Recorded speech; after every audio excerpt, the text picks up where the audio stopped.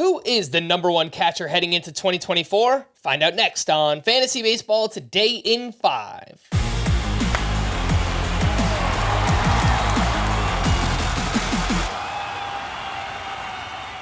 Welcome into FBT in 5 on Tuesday, October 17th. I am Frank Stanfill, and I'm back, joined by Scott White.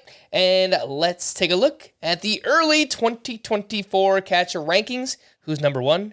That's right, you guessed it. Adley Rutschman, followed by JT Realmuto, William Contreras, Will Smith, and Sean Murphy. Scott, there's a lot going on here. Adley Rutschman in the prime of his career, ton of volume, only getting better. JT Realmuto still giving you power and speed, but kind of getting up there in age. William Contreras just finished as the number one catcher this past season. Will Smith kind of scuffled in the second half of the year, and so did Sean Murphy, who was very clearly the number one catcher early on, but then kind of scuffled there late. Your thoughts on this top five? Yeah, I think Adley Rutschman is the obvious number one, as good as he was in his first full major league season. First of all, it's impressive that he made that kind of impact so early in his career. But the Statcast numbers say he should have been even better. Expected batting average of 290 compared to the actual 277 mark, and the expected slug was 466 compared to a 435 mark. Doesn't hit the ball especially hard, but great plate discipline, just a very polished hitter, and clearly the power that he does have plays for Adley Rutschman. So I think he's going to be the number one catcher for years to come. Realmuto mostly comes in second here because of track record and the fact with Dalton Varsho moving off the position, JT Realmuto is basically the one catcher you can rely on to make a useful stolen base contribution. There are some up-and-comers who may be able to help in that category, but Realmuto is the one we know is going to make some kind of impact there. Does seem like he's beginning to decline here. Career worst strikeout rate in 2023 is going to be 33 on opening day next year. That's getting into scary territory, really regardless of position, but especially a catcher. Still, Realmuto, I think, comes in second, just by virtue of there being no other clear number two. Number three, I'm putting William Contreras because of the clear playing time advantage he gets a lot of at-bats at DH when he's not in the lineup at catcher, and is talented enough to make the most of it. But really, the RBI and run totals he put up with those extra at-bats help set him apart from other catchers who are maybe similarly capable of doing what William Contreras does with the bat, but just without as many at-bats. And then Will Smith, reliably high end. I don't know that he's going to find some next level now. He's going to be 29 next year. I think he's kind of settled into being who he is, 260 type hitter with 20 to 25 home runs. In his case, in Will Smith's case, it'll be interesting to see what the Dodgers do about the DH spot this offseason, because it was basically blocked by JD Martinez this year, which reduced Will Smith's plate appearances from the career high he had in 2022. Maybe the Dodgers bring Martinez back. Maybe they bring in Shohei Ohtani. If they don't, though, if DH is more flexible, then that might raise Will Smith's stock for next year.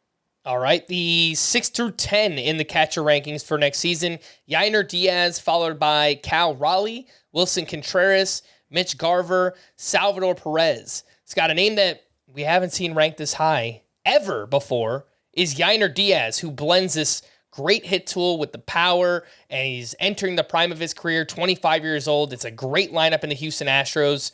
The only hurdle here is Martin Maldonado. He is a free agent this offseason, and let's hope it stays that way. Look, at least by the skill indicators, nothing Martin Maldonado does is as good as what Yainer Diaz does. And in terms of the hitting that we care about most in fantasy, they couldn't be polar. They're polar opposites, basically. And so it was frustrating to see Martin Maldonado steal so many at-bats from Yainer Diaz this year. My hope is that the Astros let Maldonado go. The front office maybe sees it as a way to kind of nudge Dusty Baker into playing Yainer Diaz more next year, because as a hitter, he's incredible. I mean, his Statcast readings are off the charts. Expected batting average of 286, expected slug of 546. And really the actual numbers weren't that different. great minor league track record backing it up. He looked great when he got a chance to play. This number 6 ranking presumes Yainer Diaz is the Astros' primary catcher next year. Obviously have to move him down if they bring back Maldonado. I think this is a really hard group to rank, this back group of 5, and really you could lump Sean Murphy in with them, because it just depends on how you value ceiling versus floor. Cal Raleigh looks like the best pure slugger at the position, but there are downsides there with the batting average between the strikeout rate and the extreme fly ball rate. Wilson Contreras, Williams' brother, Wilson Contreras, similar in terms of like just raw hitting ability, but he doesn't have the playing time advantage that William has in Milwaukee. And in fact, he's starting to lose playing time now that he's in his mid-30s. So that's why he's down here at 8th. Who else is in this group? We have Mitch Garver and Salvador Perez. Mitch Garver's another one you're going to want to keep an eye on in the offseason, because he really broke through this year because the Rangers gave him so much playing time at DH. It gave him a playing time advantage at the position, and I think it helped to keep him healthy, which is part of what held him back earlier in his career. But he's a very capable bat, especially for power. If he comes back to the Rangers to be their DH or goes somewhere else to be a DH, I think he'll justify at the 9th spot in these rankings, if not higher. And that's just the top 10 in the catcher rankings for next season. If you want to see the top 20, you can find that article on the website where Scott listed out his top 20 catchers for 2024. For more extensive fantasy baseball coverage, listen to the Fantasy Baseball Today podcast on Spotify, Apple Podcasts, the Audacy app, or anywhere else podcasts are found. Thanks for listening to Fantasy Baseball Today in 5, and we will be back again on Thursday. Bye-bye.